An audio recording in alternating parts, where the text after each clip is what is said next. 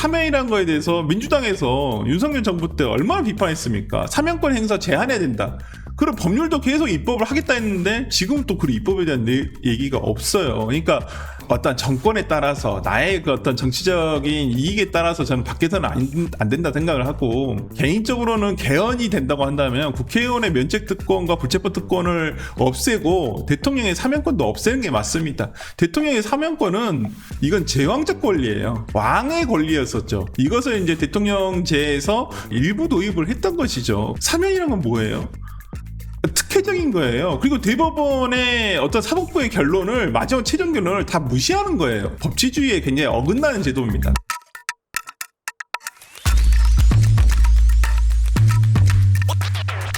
이번에는 이화영 전 경기부지사 이야기를 좀 해볼까 하는데, 이 시간이 특별한 게 왜냐하면은 또 우리 설 변호사님이 이화영 전 부지사의 변호인이었잖아요. 그렇죠. 그러니까 네. 너무 잘하실 것 같아요. 악연이죠, 사건을. 악연. 악연이고 저희 입장에서는 인연입니다. 이렇게 오실 그렇죠, 수 있어서. 그렇죠. 약간은 그런 거, 저도 계기가 됐으니까요. 그렇군요. 근데 예.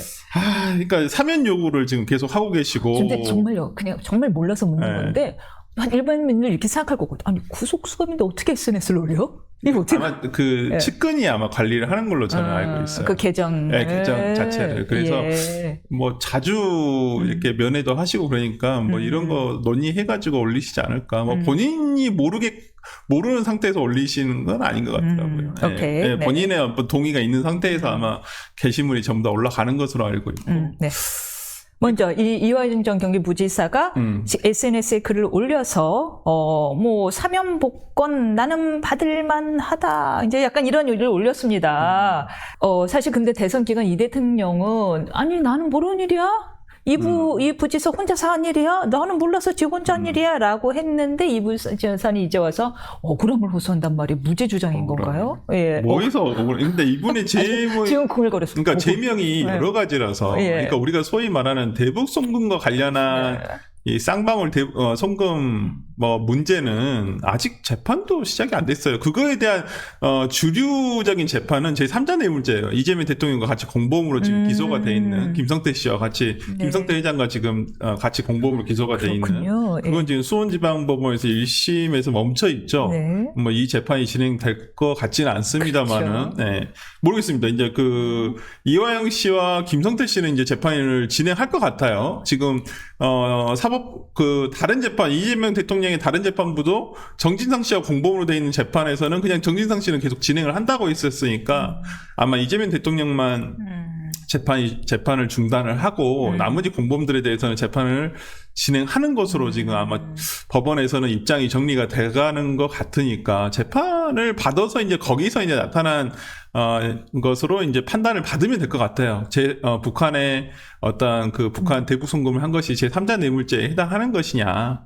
라는 부분에 대한 것이니까요. 근데 지금 본인이 대법원에서 확정이 된 것은 정치자금법 위반과 그 다음에 또 다른 당시 쌍방울로부터 돈을 받았다는 것이거든요. 뇌물 같은 것들을 받았다. 본인이 받았다. 네, 본인의 뇌물죄고 또 대북 송금과 또 직접적으로 연관성이 없는 것도 있어요. 그게 이재명 대통령하고도 연관성이 없는 것도 있어요. 네. 그냥 본인이 그냥 야인 시절에 네. 그 다음에 경기도 부지사 시절에 받은 것을 가지고 지금 한 건데, 그것을 가지고 자기가 억울하다라고 얘기하면 정말 교도소, 김기현 의원이 얘기했듯이 전국에 있는 모든 교도소의 재소자들이 다 억울하죠. 핑계 없는 무덤이 어디 있겠습니까? 그래서 이분에 대한 사면 요구, 그리고 본인이 지난 총선, 2024년도 총선 이후에 본인이 표현했잖아요. 대속하고 있다. 민주당 의원들 몇 명이 접견을 왔었는데 본인이 대속하고 있다. 이런 점을 좀 알아달라. 대속이라는 말이 보면 대신 구속돼 있다는 얘기잖아요. 내가 죄를 대신 뒤집어 쓰고 있는 것이다. 모르겠습니다. 그걸 이제 이재명 대통령이 어떻게 받아들이실지는 잘 모르겠는데, 이화영 씨가 사면 요구를 합니다만 일단 우리가 사면이라는 절차가 있는데 그냥 대통령이 그냥 누구를 찝어서 해줄 수는 없는 것이고, 보통 이제 법무부 사면심사위원회를 개최를 해서 사면심사위원회를 통해서 그 다음에 법무부를 통해서 대통령실을 통해서 이렇게 하는 것이거든요. 근데 제가 알기로는 그 중대부패사범 같은 경우에는 잘 안 해주는 것으로 알고 있고요. 그 다음에 모든 재판이 확정이 돼야 되죠. 근데 이분은 지금 다른 재판도 받고 계시고, 뭐 다른 지금 뇌물 사건, 정치자금법 위반 사건도 있으세요. 다른 분들한테 받았던 돈들도.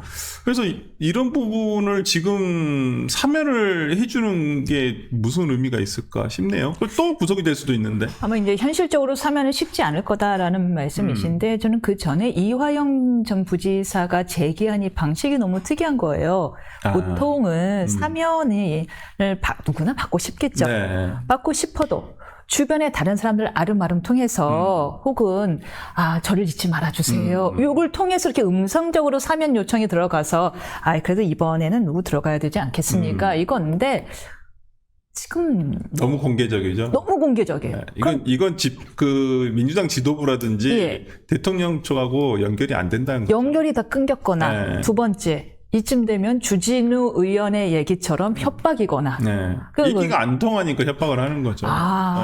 근데 저도 좀 의아했어요. 보통 사면을 특히나 정치인 사면은 보통 그 한 정부에서 2번 정도? 많아야 2번 정도 이루어지는 게 대부분이에요. 대부분은 민생 생계사범 등을 위주로 주로, 사면을 하는 게 대다수고, 정치인에 대한 사면은 굉장히 민감할 수밖에 없습니다. 뭐, 윤석열 정부의 사면은 저는 말하고 싶진 않아요. 그건 굉장히 극단적으로 비정상적이었어요.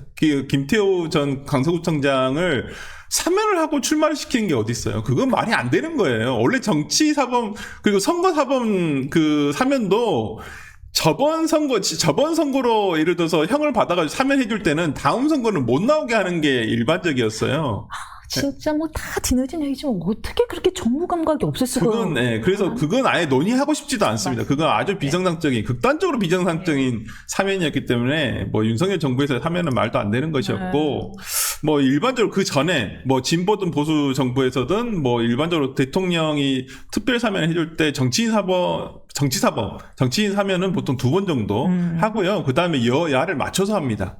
예를 들어서 지금 민주당이 됐다 해서 여권이라 해서 여권 인사들만 사면을 해줄 수가 없어요. 야권 인사들도 거기에 맞춰가지고 어느 정도 균형감을 맞춰서 하는 것이지. 그래서 보통은 제가 알기로는 대통령실이나 법무부에서 그 사면 대상을 상신할 때도 여야 전부 다 받습니다. 받아가지고, 이게 균형감이 맞았을 때 이것을 맞춰가지고 하는 것이지, 그냥 이렇게 여권 됐다 해서, 내가 이 사람들 다 사면해 줄 거야. 야권 인사들 사면 안 해줄 거야. 이렇게는 안 하거든요. 보통 실무를. 그래서 아마 이화영 씨 같은 경우는, 그러니까 지금 혁신당의 조국 대표 같은 경우에는 뭐 조국 당이 조금 은근히 바라는 것도 있고, 뭐 김선민 대표가 뭐 대통령 당선 이후에도 뭐 같이 보였으면 좋겠다 이렇게 좀 넌지시 얘기하는 부분도 있습니다만 바라고는 있겠죠. 근데 이재명 대통령 입장에서도 이제는 여론의 추이를 확인하지 않을 수가 없어요. 이게 국정의 원동력과 연결이 되잖아요. 그 다음에 정부 지지율 일주일마다 계속 보고받고 조사도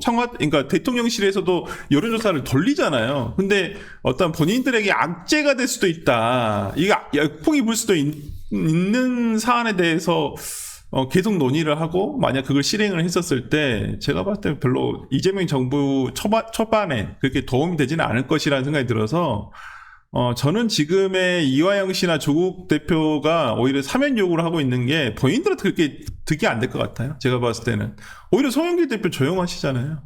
제가 봤을 때는 그러네요. 네, 송영길 대표 뭐 사면해달라 말라 이런 말도 없어요. 제일 먼저 나오실 건 송영길 대표가 될 수도 있어요. 네, 진짜 이러면. 근데 형이 끝나가지 않나요? 송영길 대표가 만기 출소 얼마 안 남았을걸요? 굳이 그런 아쉬운 소리 안 해도 될걸요? 그리고 뭐 진짜 제가 이재명 대통령이라면 송영길 대표를 사면에 똑같은 대상이라고 한다면 송영길 대표를 해주고 싶죠. 그래도 계양보를 본인한테 지역구를 양도는 아니지만 양보를 하시고 서울시장으로 정말 당시에 서울시장 어려운 거 뻔히 아는 상황에서도 나가시고 그냥 떨어지고 야인 되신 다음에 뭐 돈봉투 사건으로 상당히 고생을 하신 부분이 있잖아요. 저는 그런 부분에서라면 저는 만약에 제가 이재명 대표는 이 세 분 조국, 송영길, 이화영 오면 저는 송영길 대표를 해드리겠어요. 사면을 내가 정말 한 명만 해줘야 되겠다 생각이 든다고 한다면, 송영길 대표를 해드리지.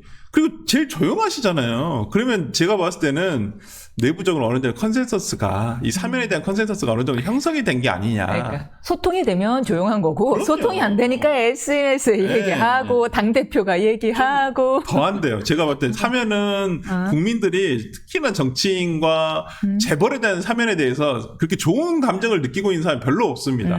솔직히 말씀드리면 모두 그 정치 성향을 다 떠나서. 그런데 그리고 사면이라는 거에 대해서 민주당에서 윤석열 정부 때 얼마나 비판했습니까? 사면권 행사 제한해야 된다. 그리고 법률도 계속 입법을 하겠다 했는데 지금 또 그 입법에 대한 얘기가 없어요. 그러니까 어떤 정권에 따라서 나의 그 어떤 정치적인 이익에 따라서 저는 밖에서는 안 된다 생각을 하고, 개인적으로는 개헌이 된다고 한다면 국회의원의 면책특권과 불체포특권을 없애고 대통령의 사면권도 없애는 게 맞습니다. 대통령의 사면권은 이건 제왕적 권리예요. 왕의 권리였었죠. 이것을 이제 대통령제에서 일부 도입을 했던 것이죠. 근데 이건 사면이란 건 뭐예요? 특혜적인 거예요. 그리고 대법원의 어떤 사법부의 결론을, 마지막 최종 결론을 다 무시하는 거예요. 근데 이것을 계속적으로 하게끔 하는 것도 저는 이건 맞지 않다고 보이거든요. 법치주의에 굉장히 어긋나는 제도입니다. 기본적으로. 그렇기 때문에 향후에 이제 개헌 논의가 있을 텐데 저는 어떤 대통령의 특권 중에서도 저는 사면권을 없애야 된다고 생각을 하고요. 그다음에 국회의원도 마찬가지로 불체포 특권과 면책 특권은 없애는 방향으로 가는 개헌이 됐으면 좋겠다라고 생각을 합니다. 전적으로 동감합니다. 게다가 지금 이번에 사법부도 대법관도 증언하겠다. 뭐 그다음 제4법원 헌재가 그다음 대법원 사건까지 살펴보겠다. 이렇게 하면서 사법부의 권한을 계속 약하고 있는 와중에 사면권은 사법부의 결정을 사실 형용화하는 거잖아요. 예. 대통령의 권한이 점점 더 막강해지는 것에 대한 우려를 표했는데요.